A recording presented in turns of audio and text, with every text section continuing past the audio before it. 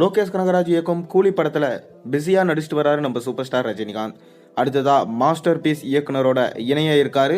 இந்த தகவல் தான் இப்ப இணையத்துல ரொம்பவே ட்ரெண்டிங்கா போயிட்டு இருக்கு. யார் இந்த இயக்குனர், வாங்க வீடியோக்குள்ள போய் பார்ப்போம். அதாவது தமிழ் சினிமாவில் சூப்பர் ஸ்டாரா கொண்டாடப்பட்டு வருபவர் நம்ம ரஜினிகாந்த். அவர் நடிப்புல கடைசியா வேட்டையன் திரைப்படம் ரிலீஸ் ஆனது. அந்த படத்தின் வெற்றியை தொடர்ந்து அவர் நடிப்புல தற்போது கூலி திரைப்படம் தயாராயிட்டு வருது. கூலி படத்தை லோகேஷ் கனகராஜ் இயக்கிட்டு வராரு. இந்த படத்துல ரஜினிகாந்தோட சத்யராஜ், உபேந்திரா, ஸ்ருதிஹாசன், நாகார்ஜுனா என மிகப்பெரிய நட்சத்திர பட்டாளமே நடிச்சிட்டு வராங்க. கூலி திரைப்படத்துடைய ஷூட்டிங் இறுதி கட்டத்தை எட்டியிருக்கு. இந்த படம் அடுத்த ஆண்டு கோடை விடுமுறைக்கு திரைக்கு வரும் என எதிர்பார்க்கப்படுது. கூலி படத்தை சன் பிக்சர்ஸ் நிறுவனம் தயாரிக்கிறாங்க. இந்த படத்துக்கு அனிருத் தான் இசையமைக்கிறாரு.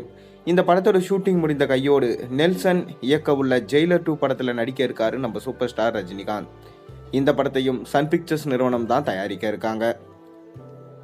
மேலும் இந்த நிலையில தான் ரஜினிகாந்த் மற்றும் ஒரு படத்துல கமிட் ஆகியிருக்கிறதா தகவல் வெளியாயிருக்கு. அதன்படி ரஜினிகாந்தை வைத்து தளபதி என்கின்ற மாஸ்டர் பீஸ் படத்தை கொடுத்த இயக்குனரோட, அதாவது மணிரத்னம் இயக்குனரோட இயக்கத்துல ரஜினிகாந்த் நடிக்க உள்ளதா சொல்லப்படுது.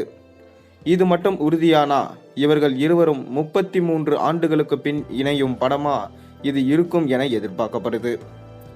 இந்த படத்தோட படப்பிடிப்பு அடுத்த ஆண்டு ஜூலை மாதம் தொடங்க அதிக வாய்ப்பு இருக்கிறதா சொல்லப்படுது. இயக்குனர் மணிரத்னம் இயக்கத்துல தற்போது தக் லைஃப் திரைப்படம் உருவாகியிருக்கு. கமல்ஹாசன் ஹீரோவா நடிச்சிருக்க இந்த படத்துல சிம்பு, த்ரிஷா, அசோக் செல்வன், ஐஸ்வர்யா லக்ஷ்மி என மிகப்பெரிய நட்சத்திர பட்டாளமே நடிச்சிருக்காங்க. ஏஆர் ரகுமான் இந்த படத்துக்கு இசையமைச்சிருக்காரு. தக் லைஃப் திரைப்படம் வருகிற 2025ஆம் ஆண்டு ஜூன் மாதம் திரைக்கு வர இருக்கு. அந்த படம் ரிலீஸ் ஆன பின்பு தான் ரஜினி பட பணிகளை தொடங்க மணிரத்னம் திட்டமிட்டிருக்காராம். மேலும் மிக பெரும் நட்சத்திர பட்டாலுமே ரஜினிகாந்தோட படத்துல இணைய போறாங்க. இதுவும் தளபதி மாதிரியே ஒரு ஸ்டோரி தானா.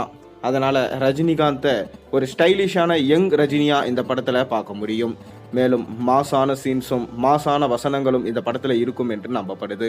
தளபதி படத்துல எப்படி ஒரு மேஜிக் இருந்ததோ அதே போலதான் இந்த படத்திலையும் அந்த மேஜிக் சொல்லிட்டு எதிர்பார்க்கப்படுது. நீங்க நம்ம மணிரத்னமும் ரஜினியும் கிட்டத்தட்ட 33 வருடங்கள் கழித்து மீண்டும் இணைந்து படம் பண்ணா நல்லா இருக்குமா, நல்லா இருக்காதா? உங்களோட கருத்துக்களை மறக்காம கீழே கமெண்ட்ல சொல்லுங்க. மேலும் சேனல்ல போடுற ஒரு வீடியோஸும் பிடிச்சிருந்தா மறக்காம சேனலுக்கு சப்ஸ்கிரைப் பண்ணுங்க, லைக் பண்ணுங்க, பெல் ஐக்கனை பிரஸ் பண்ணுங்க. அப்பதான் நான் போடுற வீடியோஸ் எல்லாம் உங்களுக்கு நோட்டிபிகேஷனா வந்து சேரும்.